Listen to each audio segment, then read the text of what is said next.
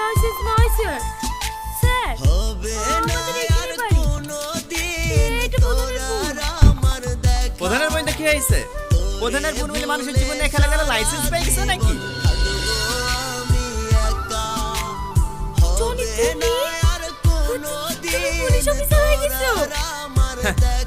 একজন গরিব ঘরের ছেলে পুলিশ অফিসার হয়েছে বলে তোমার খুব কষ্ট হয়েছে নাকি? এত বড় নোংরা খেলাটা খেলেও আমার সফল হওয়াটা আটকাতে পারলে না, তাই না? আমি কেন তোমার সফল আটকে যাবো? দেখো তুমি যে বলছো সফল, আগে আমার কথাটা শোনো। চুপ! আমার সামনে আর কোনো নাটক করবি না। কনস্টেবল, গাড়ি স্টার্ট করো। ঠিক আছে স্যার।